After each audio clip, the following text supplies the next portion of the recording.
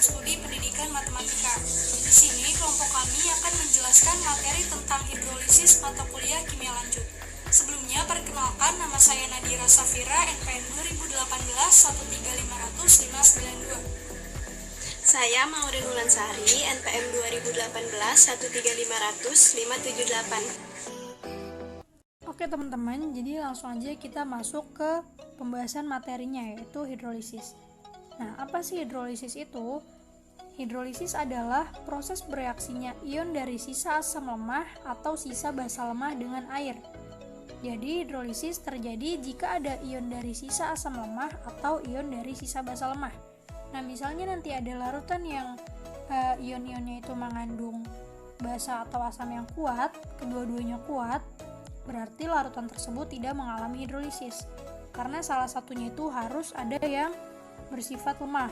Kemudian nanti ion yang bersifat lemah itu dapat bereaksi dengan si air.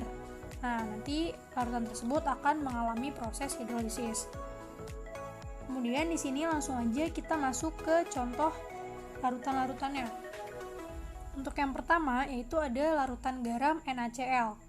Larutan garam ini jika dilarutkan dengan air akan mengion sempurna membentuk ion Na+ dan ion Cl-, di mana ion Na+ ini merupakan sisa basa kuat dan ion Cl- merupakan sisa asam kuat.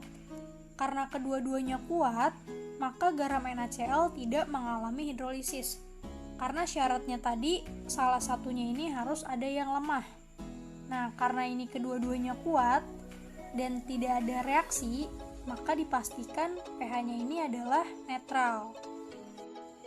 Kemudian untuk contoh yang kedua yaitu ada larutan garam CH3CONA.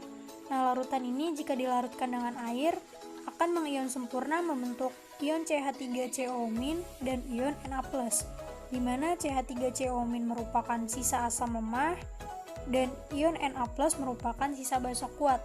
Nah, di sini karena salah satunya ini ada yang bersifat lemah, maka larutan ini dapat mengalami proses hidrolisis. Nah, di sini kan yang lemah ini kan si asam, si CH3CO-. Berarti CH3CO- ini dapat bereaksi dengan air atau H2O dan akan menghasilkan reaksi kesetimbangan CH3COOH dan akan melepaskan ion OH-. Nah, sedangkan ion Na+ ini tidak dapat bereaksi dengan H2O karena larutan ini kan merupakan sisa dari basa kuat. Nah, berarti larutan ini tidak dapat bereaksi dengan air.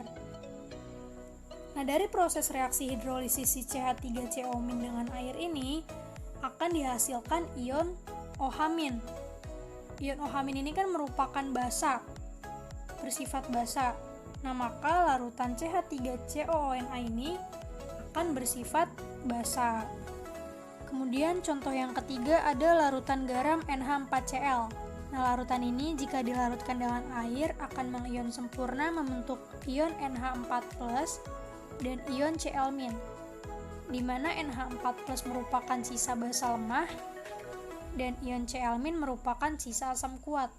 Nah, karena di sini salah satunya ada yang lemah, berarti larutan ini akan mengalami proses hidrolisis. Nah, di sini kan yang lemah si basanya NH4+.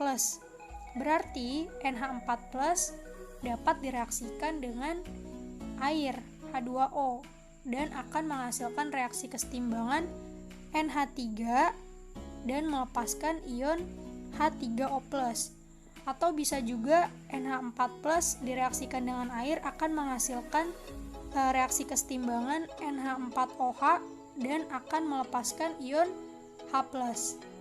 Nah, artinya kedua reaksi ini kan berarti menghasilkan ion H3O+ dan ion H+. Nah, kedua ion ini kan bersifat asam. Nah, karena ini ion NH4Cl juga akan bersifat asam. Selanjutnya kita masuk ke klasifikasi hidrolisis. Nah, hidrolisis ini secara umum terbagi menjadi dua, yaitu ada hidrolisis parsial dan ada hidrolisis total. Yang pertama kita akan membahas hidrolisis parsial dulu, yaitu garam yang mengandung satu ion yang lemah. Jadi ionnya itu yang satu lemah dan yang satu bersifat kuat. Kemudian hidrolisis parsial terbagi lagi menjadi dua, yaitu ada garam yang dibuat dari sisa asam lemah plus sisa basa kuat, dan ada juga garam yang dibuat dari sisa asam kuat plus sisa basa lemah. Jadi kebalikannya. Nah, sekarang kita akan membahas yang pertama dulu, yaitu garam yang dibuat dari sisa asam lemah plus sisa basa kuat. Contoh larutannya yaitu CH3COONA dan CaCN 2 kali. Nah, jika dinotasikan, suatu garam yang dihasilkan dari asam lemah dan basa kuat, katakanlah misalnya garam tersebut adalah garam MX, di mana garam ini jika dilarutkan dengan air akan terionisasi sempurna membentuk ion M+ dan melepaskan ion X-. Nah, berarti kan yang akan mengalami hidrolisis ini kan adalah asam lemahnya. Asam lemahnya ini kan berarti si ion X- ini. Nah, jadi nanti ion X- ini akan bereaksi dengan si H2O-nya dengan air dan akan membentuk ion HX plus OH- atau melepaskan si OH-nya. Nah, karena melepaskan OH-, maka larutan ini akan bersifat basa karena kan OH- ini kan sifatnya basa. Nah, berarti larutan tersebut nanti akan bersifat basa, di mana konsentrasi OH- ini dapat kita cari, yaitu OH- sama dengan akar KH. KH ini adalah ketetapan hidrolisis dikali konsentrasi X-. Sama dengan, nah KH ini adalah perbandingan dari ketetapan ionisasi air KW per tetapan asam Ka dikali konsentrasi X-. Kemudian kita masuk ke contoh soal dari hidrolisis parsial.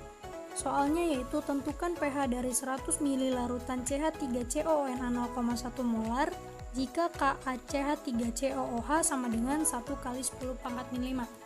Nah, di sini kalau kita perhatikan larutan CH3COONA itu kan dibuat dari CH3COOH dan NaOH. Nah, berarti garam CH3COO ini merupakan sisa dari asam lemah dan Na ini merupakan sisa dari basa kuat. Artinya, garam tersebut mengandung sisa dari asam lemah. Nah, maka garam tersebut akan mengalami proses hidrolisis karena salah satunya ini ada yang lemah, yaitu si asamnya.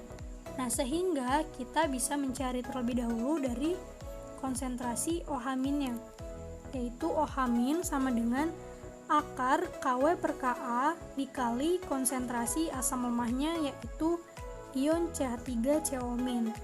Kemudian sama dengan kita masukkan angka-angkanya, yaitu akar KW itu ketetapan ionisasi yaitu 10⁻⁴ per Ka, yaitu ini sudah diketahui 10⁻⁵, kemudian dikali konsentrasi asam lemahnya yaitu ini 10⁻⁴.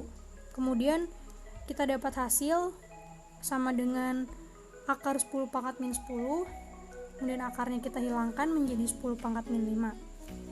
Nah, kemudian di sini kita dapat pOH-nya 5. Kenapa dapat 5? Karena kita dapat dari konsentrasi OH-nya 10⁻⁵. Jadi 5 log 10. 5 log 10 itu kan jadi 5 kali 1 sama dengan 5. Kemudian yang terakhir kita tinggal mencari pH-nya.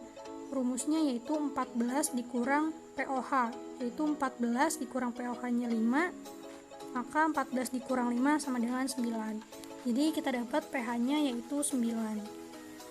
Nah, kalau tadi ada garam yang dibuat dari sisa asam lemah dan sisa basa kuat, sekarang ada hidrolisis parsial dari garam yang dibuat dari sisa basa lemah dengan sisa asam kuat. Contohnya, ada NH4Cl. Garam NH4Cl dibentuk dari NH4OH yang merupakan basa lemah dan HCl yang merupakan asam kuat. Misal, garam yang dibentuk dari sisa basa lemah dan sisa asam kuat dinotasikan sebagai Ly. Nah, Ly dalam air akan terionisasi sempurna membentuk ion L+ dan Y-. Dalam hal ini, ion L+ lah yang akan mengalami hidrolisis. Kenapa ion L+? Karena ion L+ merupakan sisa dari basa lemahnya. Nah, ion L+ bereaksi dengan air akan membentuk LOH dan melepas H+. Karena melepas H+, maka garam yang dibuat dari sisa basa lemah dan sisa asam kuat pasti akan bersifat asam.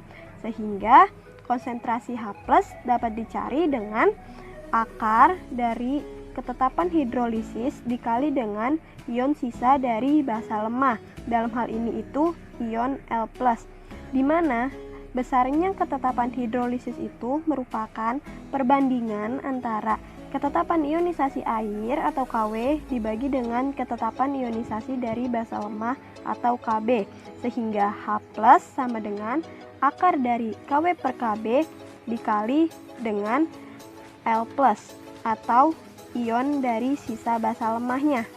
Nah, di sini ada contoh soal dari hidrolisis parsial.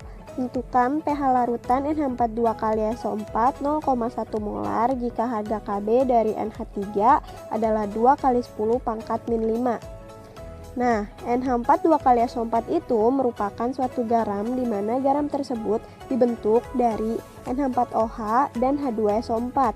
Nah, NH4OH kan merupakan basa lemah. Jadi NH4+ ini merupakan sisa dari si basa lemah. Nah, sedangkan H2SO4 itu kan asam kuat. Berarti si SO4 2- ini merupakan sisa dari asam kuat. Nah, garam ini akan mengalami hidrolisis. Kenapa? Karena kan terdapat dari sisa basa lemahnya. Nah, NH4 2 kali SO4 itu bisa mengion sempurna membentuk 2NH4+ ditambah SO4 2-. Nah, seperti diketahui di soal, konsentrasi dari NH4 2 kali SO4 itu 0,1 molar atau 1 kali 10 pangkat min 1 molar. Nah, kalau konsentrasinya NH4 2 kali SO4 itu 10 pangkat min 1 molar, maka pasti otomatis konsentrasi dari si NH4+ ini akan 2 kali lipat dari si konsentrasi yang ini. Jadinya 2 kali 10 pangkat min 1. Nah, seperti yang sudah dijelaskan sebelumnya, kalau garam yang dibentuk dari sisa basa lemah dan sisa asam kuat, maka akan bersifat asam.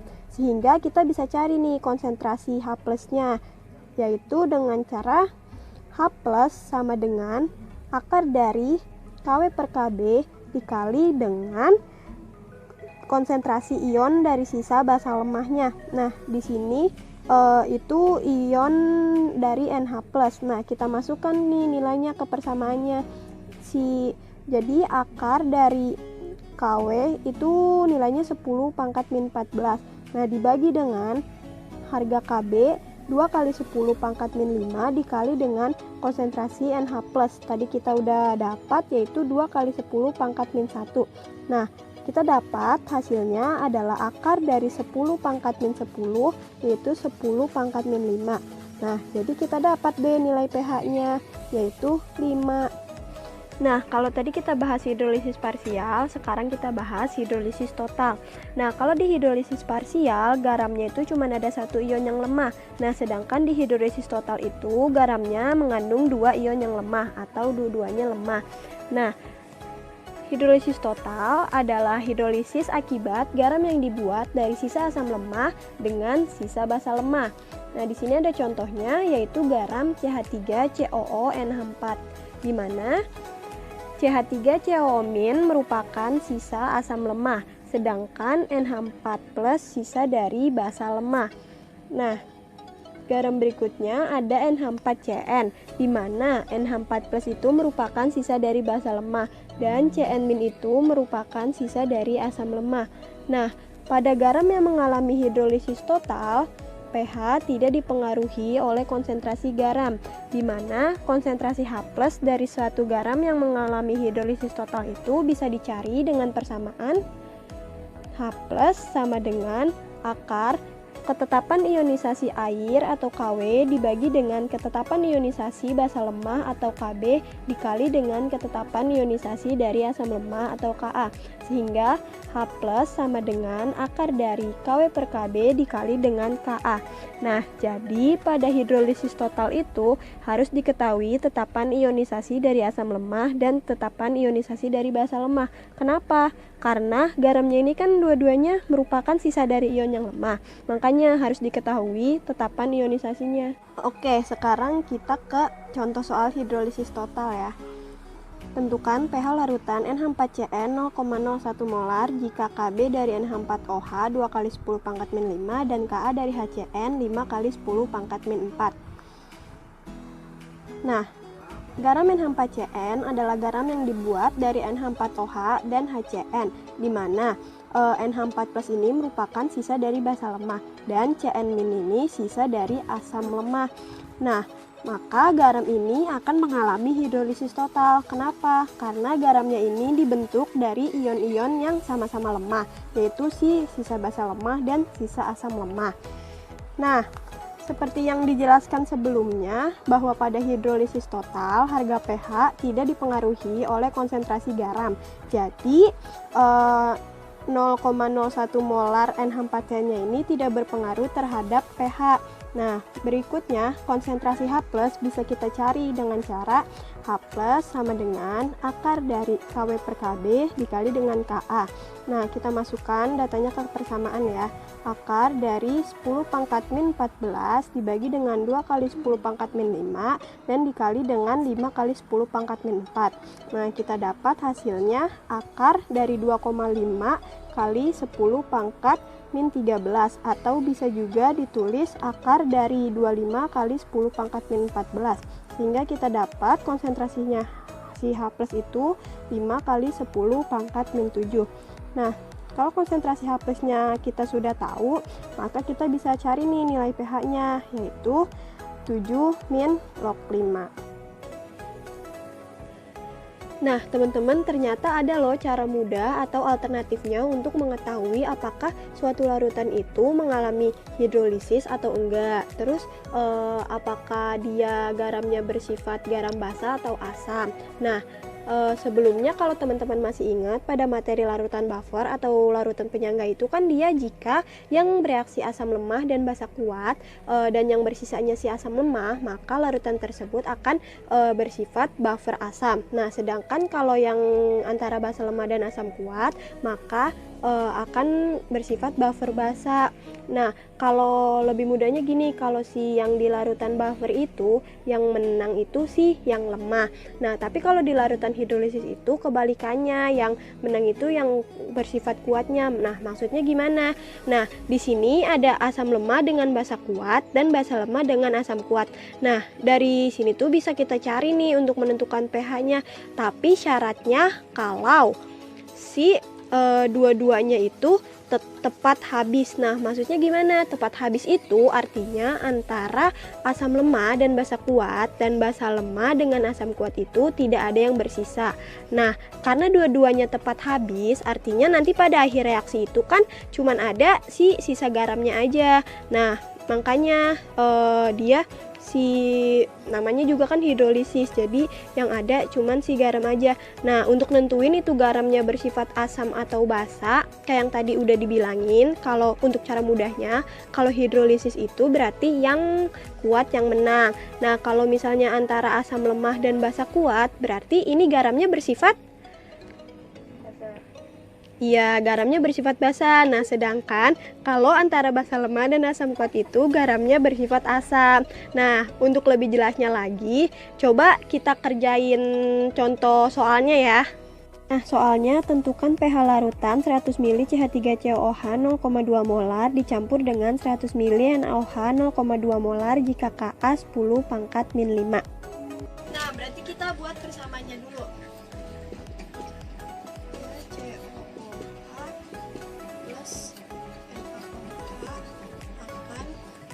Bentuk garam plus H2. Nah, pada mula-mula reaksinya itu si CH3COOH berapa milimol? Berarti kan 100 dikali dengan 0,2 jadinya 20 milimol. Nah, si NaOH juga 100 dikali 0,2 20 milimol. Nah, pada awalnya itu ini belum bereaksi ya, berarti masih 0. Nah, sebelum itu kita samain dulu nih. CH3COH-nya di sini udah ada 1, sini juga 1, CH3COO, NH-nya di sini 1, di sini 1. Itu udah setara ya. Nah, habis itu ini 20 mol berarti kan koefisiennya sama-sama 1. Berarti ini juga 20 mol. Milimol. Nah, yang ini juga 20 milimol. Nah, si garam CH3COONA akan menghasilkan 20 milimol. Nah, pada akhir reaksi kan si ini habis. Nah, ini habis. Nah, si garamnya bersisa 20 milimol. Nah, ini yang dimaksud tadi, si asam lemah dengan basa kuatnya akan tepat habis dan yang tersisa hanya garamnya saja. Nah, berarti ini kan antara asam lemah dengan basa kuat. Nah, berarti ini hidrolisisnya bersifat kayak yang sebelumnya. Berarti kan yang kuat yang menang. Berarti ini hidrolisis basa. Nah, untuk cari hidrolisis basa kan berarti OH- sama dengan akar dari KW per Ka dikali dengan konsentrasi ion yang lemah. Nah, si CH3COONA ini kan dari CH3COO- dengan NaOH. Berarti kan yang lemah sih hanya CH3COO- aja. Berarti kita pakai konsentrasi si CH3COO-nya. Nah, berapa nih konsentrasinya kan kita nggak tahu. Berarti ini kan sisanya itu kan punyanya garam. Nah, kalau si CH3COO-nya kita nggak tahu, berarti kita cari tahu dulu nih.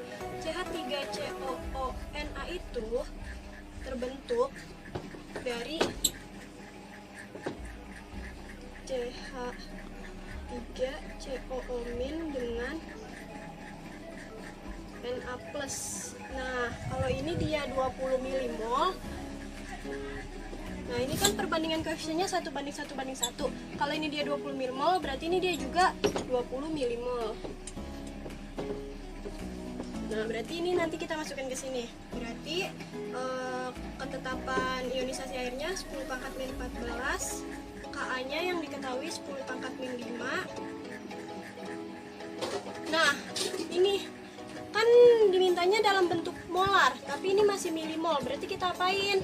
Berarti 20 milimol kita bagi dengan volume si totalnya. Kenapa volume total? Karena dia udah gabung di sini, bakalan terjadi pengecaran. Jadinya pakai volume total.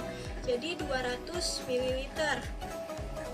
Nah, ini milinya kita hapus aja biar jadi mol. Berarti 20 per 200 kan 10⁻⁻1. Berarti 10⁻⁻14 kali 10⁻⁻1, 10⁻⁻15 dibagi dengan 10⁻⁻5, jadinya kan akar dari 10⁻⁻10. Nah, sama aja kayak 10⁻⁻5. Nah, konsentrasinya udah dapat nih segini. Berarti pOH-nya itu kita dapat 5. pH-nya dari 14 dikurangi 5 sama dengan 9. Nah, sekian video dari kelompok kami. Semoga video dari kami bisa bermanfaat buat teman-teman semuanya. Kalau misalnya teman-teman masih punya pertanyaan, bisa tulis pertanyaan di kolom komentar. Nanti insya Allah kelompok kami akan jawab. Terima kasih untuk yang udah nonton videonya sampai habis. Semoga kita semua selalu dalam keadaan sehat ya. Assalamualaikum warahmatullahi wabarakatuh.